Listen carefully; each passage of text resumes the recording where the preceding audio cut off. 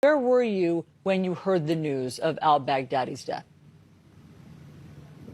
Well, I was at home, and it came as such a welcome surprise, really, that I was so grateful we had troops still in Syria who were able to use the intelligence and make this happen. I'm very, very grateful. I'm hopeful that his demise will be a huge blow to the regrouping of ISIS.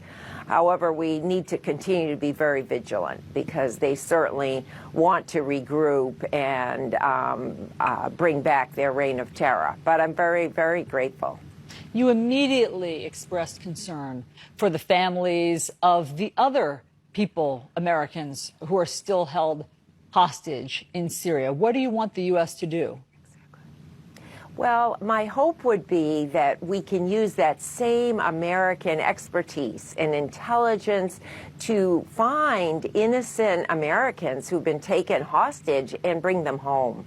It's difficult. Many of these nations and terrorist groups want to use our citizens as political pawns and leverage. But I'm so hopeful that we can now find them and bring them home. And Diane, for your family personally, you've waited for this for a long time. I mean, ever since James was abducted in 2012 and then killed in 2014. And does this give your family some measure of justice or closure?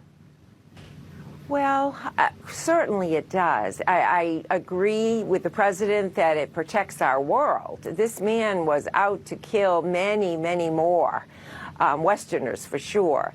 However, I think it's very important that the ISIS fighters who are in custody be brought to trial, particularly Cody and al-Sheikh, the British jihadists, the Beatles, as they were called, who tortured and killed the 4 Americans, and many, many others. I hope that they can be brought to the United States for a fair and transparent trial.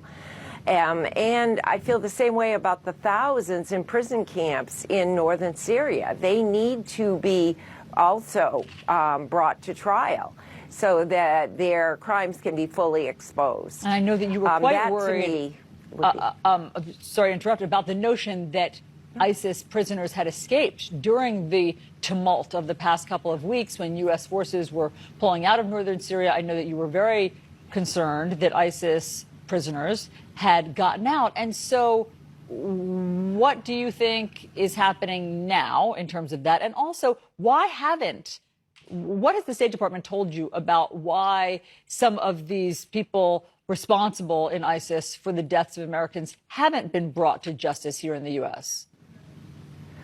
Well, a lot of the reason is because one of the alleged perpetrators, al-Sheikh's mother, has filed suit in the United Kingdom. She has been fighting extradition to the United States. She prefers her son to be tried in the United Kingdom because all of the evidence against her son cannot be used there.